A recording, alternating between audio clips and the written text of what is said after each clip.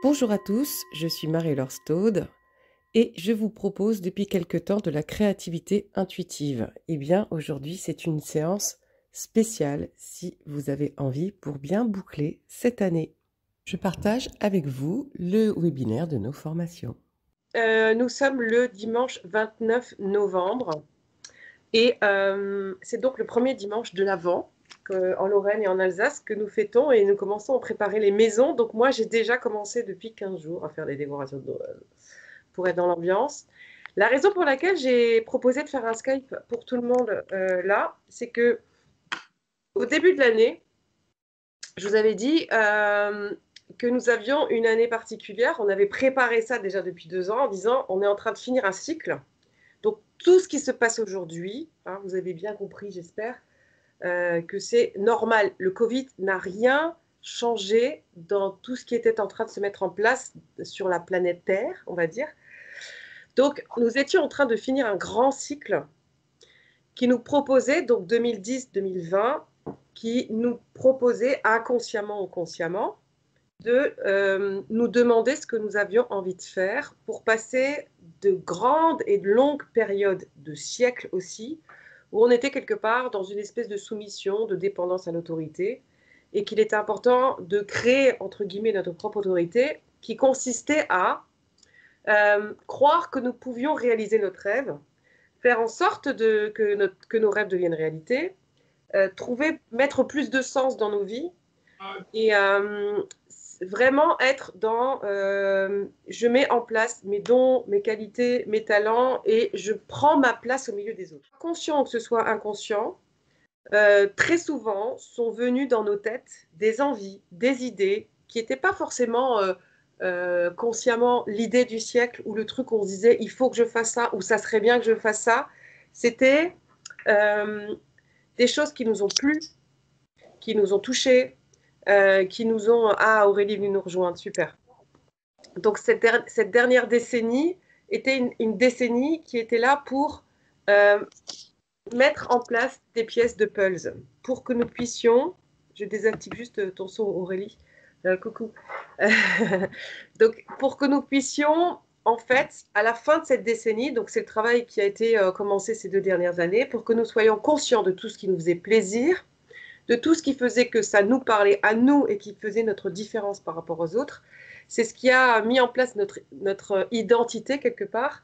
Donc l'idée, c'était de prendre le temps ces 2 dernières années, de revisiter un petit peu cette dernière décennie pour qu'on puisse se dire, j'ai toujours aimé ça, je n'ai jamais abandonné ci, j'ai mis de côté ces idées-là. Tiens, ces idées aussi sont revenues au cours de cette décennie. Alors, je le répète encore, c'était pas forcément conscient, coucou Ariane, c'était pas forcément conscient pendant cette dernière décennie ce que nous avions envie de faire ou ce que nous avions, comment je pourrais dire ça, prévu de faire aussi avant notre mort. Même si c'était pas conscient, en tout cas, c'était quelque chose qui revenait ou qu'on arrivait à faire en catimini ou par passion où on ne s'autorisait pas forcément puisque jusqu'à il n'y a pas longtemps, on était dans une certaine soumission à une autorité et on attendait aussi d'être pris en charge par une autorité. Alors l'autorité, hein, c'est déjà les parents. Voilà. Ensuite, les profs, les patrons, le gouvernement et Dieu, puisqu'on n'a pas encore le Messie en se disant que ça va changer le cours du monde, le cours des événements. Donc ça, c'était la décennie précédente. Et là, on est rentré dans une nouvelle décennie. Donc au début de l'année, je vous ai dit, c'est génial parce que maintenant, on est dans cette première année de la décennie. Ça veut dire que cette décennie 2020-2030 est là pour nous aider à réaliser nos rêves, à mettre en place nos passions, à faire en sorte que cette vie soit vraiment celle qu'on a envie de vivre, qui nous fait plaisir et qui nous rend heureux. Donc ça ne veut pas dire qu'on va mettre 10 ans à la mettre en place, mais les fondations pour que cette vie puisse se réaliser, les fondations pour qu'elle tienne en terre, pour que nous puissions accepter de changer complètement de paradigme, de revoir nos croyances, de lâcher celles qui nous limitaient, ça pouvait peut-être prendre quelques années. Voilà. Du coup, mais en même temps, en sachant que on était vraiment en train de mettre quelque chose de nouveau dans nos vies, de nouveau dans le sens de créer, créer notre vie à notre image. Voilà. Maintenant, ce qu'on a aussi vu ces 2 dernières années, en tout cas même ces derniers mois, c'est que nous avions beaucoup justement de croyances et qu'on avait construit notre vie sur une certaine éducation, sur une certaine idée, que ce soit au niveau de la religion, au niveau sociétal, au niveau médiatique, au niveau tout ce que vous voulez, qui nous limite beaucoup. C'est hyper intéressant de voir justement ce qui se passe par rapport au confinement, par rapport à cette pandémie qui s'est déclenchée au printemps, parce que selon les personnes que vous rencontrez, selon les sources d'informations que nous avons, si c'est la télévision, si c'est Facebook, si c'est Internet, si c'est les voisins, si c'est les amis, si c'est les parents, on n'a pas la même vision de ce qui est autorisé à faire et de ce qui est interdit. Donc c'est assez particulier parce que moi je vois, parce que je me suis baladée entre le sud-ouest, entre le sud-est et maintenant entre l'Alsace et quand j'ai les Parisiens en ligne, on n'a pas les mêmes lois, quelque part, on n'a pas les mêmes interdictions, on n'a pas les mêmes autorisations, et pourtant, on fait partie du même peuple. Donc c'est assez étonnant parce que si on vit dans une certaine région de France, on se sent plutôt libre. Si on vit dans d'autres régions, on se sent complètement barricadé. Selon notre éducation aussi, on peut très très bien vivre cette période comme on la vit très mal. Vous avez dû rencontrer, que ce soit pour leur premier confinement, le deuxième confinement, des personnes qui ont très très mal vécu ou qui ont très très bien vécu le premier confinement et le deuxième, ou qui ont très bien vécu le premier et qui ont mal vécu le deuxième. Donc, ce qui se passe aujourd'hui, c'est assez particulier.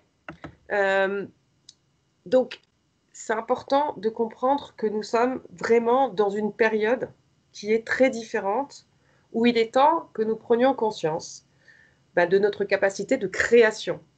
De création. Alors, j'ai insisté beaucoup au début de l'année en disant que cette année 2020, c'était la première année de cette fameuse décennie. Et donc, c'était une année où nous posions les fondations de cette décennie qui allait nous aider à concrétiser nos rêves, qui allait nous aider. Alors, concrétiser nos rêves, ça peut être un peu paillettes et compagnie, mais en tout cas, cette décennie va nous amener à être plus en accord avec notre cœur, plus en accord avec notre vie, plus en accord avec notre incarnation. Pendant des siècles, il y a eu toujours cette notion de pouvoir avec les plus forts et les plus faibles, avec les gouvernants et les gouvernés. Ça se manifestait beaucoup chez les femmes, déjà entre les hommes et les femmes, où on ne se mariait pas par amour.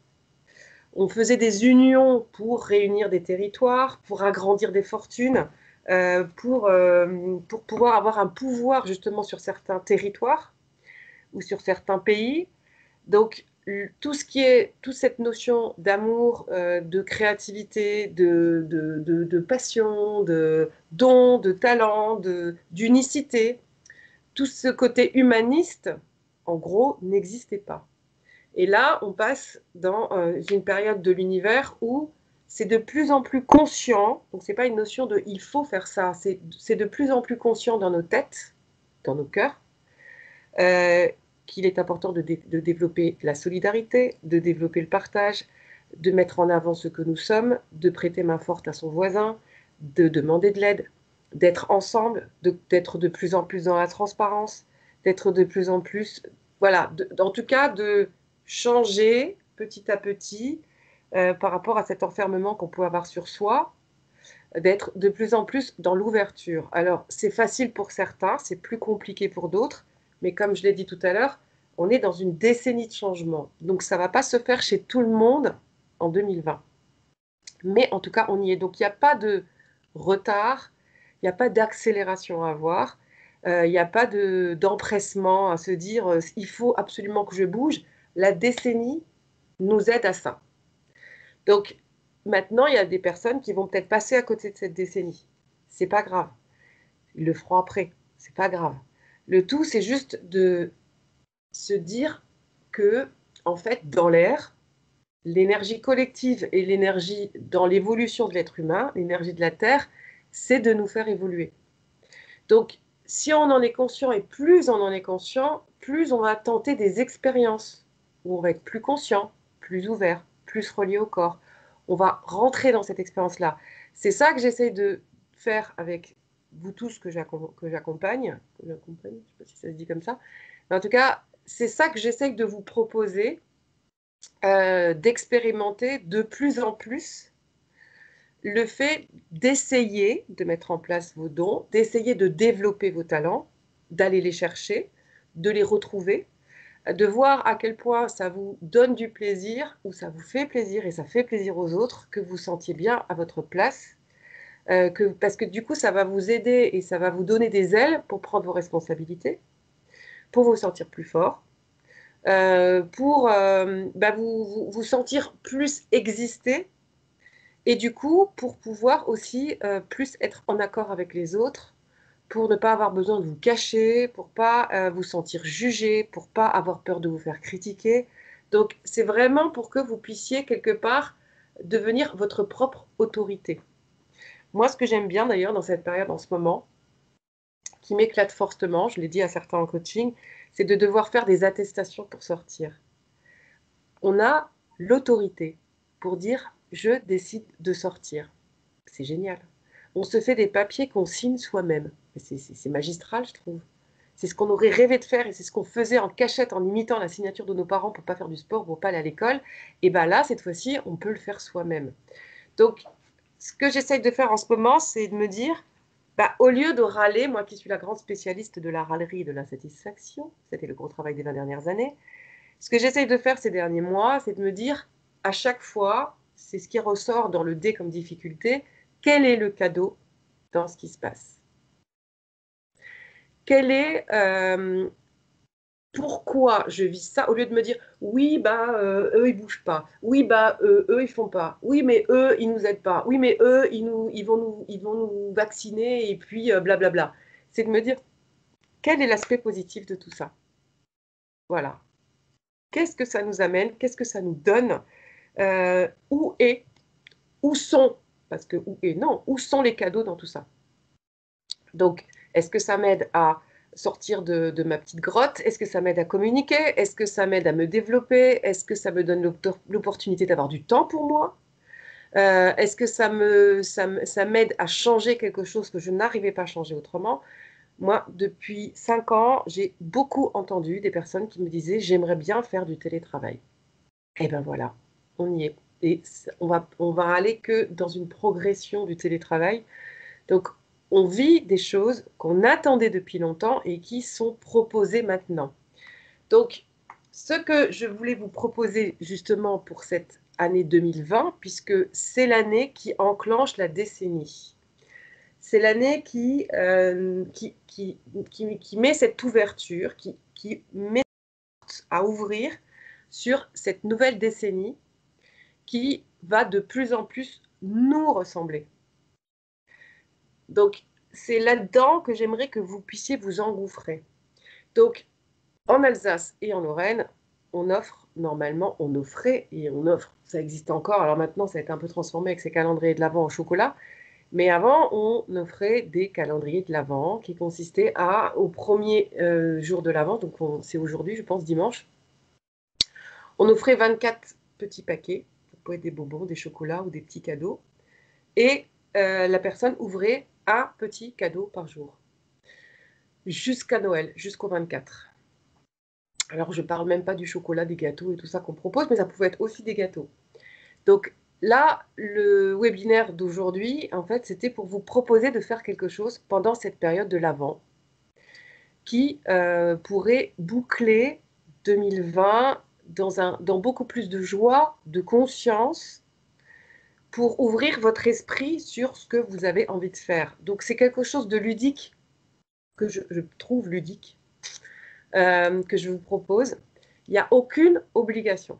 Donc l'idée, c'est pas de vous dire il faut le faire chaque jour, ou il faut le faire, ou c'est dommage de ne pas le faire. Pas du tout. C'est quelque chose que je vous propose. Donc l'idée, on va commencer aujourd'hui en faisant le premier jour. C'est pour ça que le webinaire, il ne va pas non plus être super long. Mais l'idée va être que chaque jour, vous preniez du temps, vous pouvez écouter une relaxation guidée. Si vous pensez que vous n'avez pas le temps, vous prenez juste une respiration de 2 minutes, des petites vidéos de respiration. Vous posez, vous respirez. L'idée de respirer, c'est pour revenir à vous. Quand on respire, en fait, on est obligé, si vraiment on veut respirer dans la conscience, on est obligé, entre guillemets, d'observer cet inspire et cet expire. Et à partir du moment où vous allez observer cet inspire et cet expire, ça veut dire que vous revenez au corps et que vous allez lâcher un peu de la tête. Donc, le fait de faire cette petite respiration, ce moment de respiration, ça va vous permettre de sortir du mental et d'être dans l'observation de l'inspire et de l'expire, et donc de revenir aux sensations du corps. Le corps est un deuxième messager, je tartine toujours dessus, mais nous avons notre mental et nous avons notre corps. À partir du moment où on se branche plus sur le corps, dans le ressenti du corps, alors ça commence déjà par observer sa respiration. L'inspire est l'air qui rentre, mon ventre qui se gonfle, l'air qui sort, mon ventre qui se creuse. Rien que ça, plus vous allez le faire souvent dans une journée, et plus vous allez développer le ressenti du corps, qui va vous montrer vos fatigues bien plus tôt, qui va vous montrer vos agacements, qui va vous montrer vos états émotionnels, vos émotions, qui va vous montrer vos douleurs physiques aussi, que vous ne voyez même plus quand vous êtes occupé dans la tête à courir. Donc, pour faire cet exercice, essayez de faire un petit moment de respiration parce que ça va vous ramener à vous. Ça va vous sortir de votre difficulté que vous avez dans votre tête, de la croyance que vous êtes en train de traverser un moment délicat ou difficile. Ça va vous permettre de revenir dans l'instant présent, là maintenant. Et une fois que vous allez faire ce petit moment de respiration, eh bien, ça va être intéressant de vous dire, voilà, avant que Marie-Laure en parle, et maintenant aussi que Marie-Laure en parle, c'est vrai qu'il y a plein de choses que j'aimerais faire dans ma vie. Mais j'ose pas, j'imagine pas cela possible, je n'ai pas encore les moyens de le faire, ou je pense que je n'ai pas les moyens financiers de le faire, ou que je n'ai pas l'espace de le faire, ou que je n'ai pas l'endroit pour le faire, peu importe. Là, on va enlever toutes les considérations de je peux le faire maintenant ou pas. On va juste partir sur ce qui vous fait plaisir, ce qui vous a toujours fait plaisir. Donc l'idée, ça va être de chaque jour, de prendre ce petit temps de respiration et de vous dire quel est le projet, quelle est l'idée, quelle est l'envie que j'aimerais vraiment réaliser dans ma vie. Est-ce que c'est d'être boulanger? Est-ce que c'est de fabriquer des vélos? Est-ce que c'est de peindre? Est-ce que c'est d'être dans un bureau et de travailler sur un ordinateur? Est-ce que c'est de vivre dans la nature? Est-ce que c'est de savoir tricoter? Est-ce que c'est de savoir jouer d'un instrument de musique? Est-ce que c'est d'aller vivre en Papouasie? Est-ce que c'est d'être grand-mère, arrière-grand-mère, mère? Qu'est-ce que c'est? Donc, chaque jour, prenez le temps de vous dire un truc que j'ai envie de faire dans ma vie depuis très longtemps. Alors, les premiers jours, bien sûr, vous allez avoir les gros trucs que vous avez en tête ces derniers temps. Mais il y a 24 jours jusqu'à Noël. Donc, ce qui va être génial, c'est que au fur et à mesure des jours, vous allez vous retrouver à devoir réfléchir. Qu'est-ce qui me plaisait? Et vous allez remonter. Ah, il y a 5 ans, il y a 10 ans, il y a 20 ans, il y a 30 ans, quand vous étiez petit.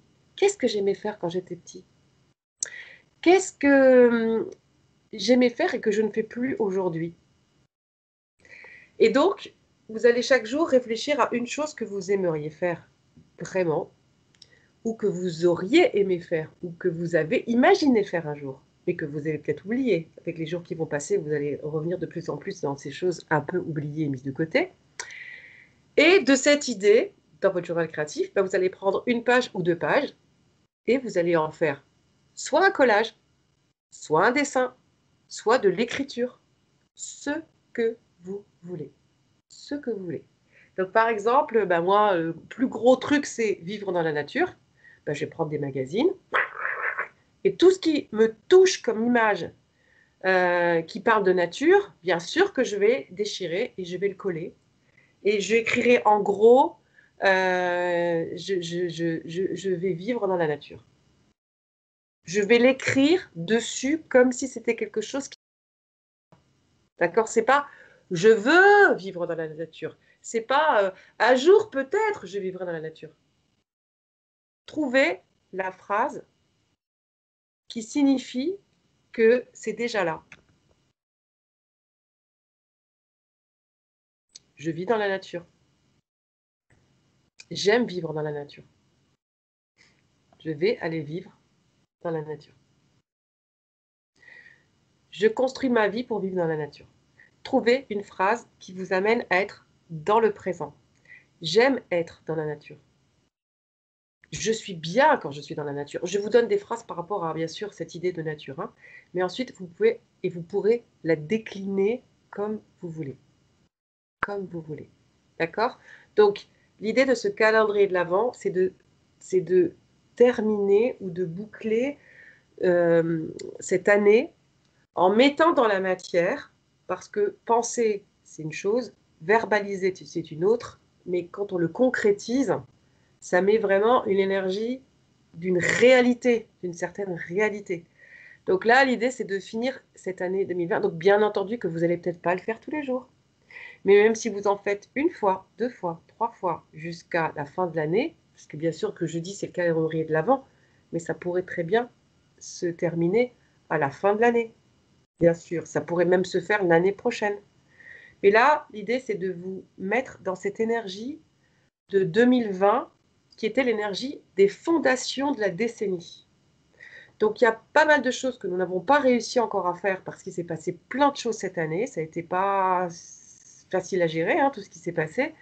Mais l'idée, justement, c'est de mettre une empreinte, de matérialiser ce qui vous tenait à cœur, ce qui vous tient à cœur, ce qui vous a toujours tenu à cœur, de le matérialiser quelque part dans une réalité, parce que le journal créatif, cette créativité intuitive que je vous ai proposée, maintenant, je ne peux pas le nier, parce que ça fait 6 ans que je le fais, j'ai relu mes 3 derniers cahiers, c'est impressionnant parce que toute ma vie d'aujourd'hui est dans mes cahiers. Voilà. J'ai beaucoup marqué que je voulais vivre 3 mois à Bali. J'ai beaucoup écrit que je voulais être dans la nature. J'ai beaucoup écrit que je voulais faire des vidéos. Tout ce que je fais aujourd'hui, je l'ai écrit dans ces cahiers. Donc, c'est important parce que ça met en conscience et ça matérialise quelque chose qui vous tient à cœur et qui vient de votre cœur, qui vient de votre créativité, qui vient vraiment de votre ventre. Ça vous appartient. Ça développe vraiment ce que vous avez envie et ce que vous souhaitez au plus profond de vous, comme c'est votre cahier et que, en gros, normalement, personne ne regarde dedans, à moins que vous vouliez montrer ce qu'il y a dedans. Mais du coup, c'est très personnel et vont ressortir des choses qui ne ressortiraient pas devant les autres. Donc, voilà ce que je vous propose. On va commencer aujourd'hui en disant, tiens, ben voilà, on va prendre tous du temps et on va faire ça. Vous pouvez appuyer sur le bouton pause pour faire cet exercice et n'oubliez pas de terminer cette session par une séance de relaxation de 2 minutes de respiration par un temps de pause.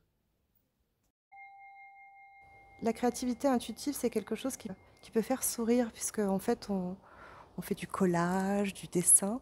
Mais c'est très très intéressant parce que quand on est vraiment dans cette activité qui mobilise notre créativité, qu'on a souvent perdue, on travaille sur des exercices qui vont nous relier éventuellement à nos talents, qui vont nous relier à des blessures d'enfants, qui vont nous relier à plein de thématiques qui nous permettent de travailler sur nous.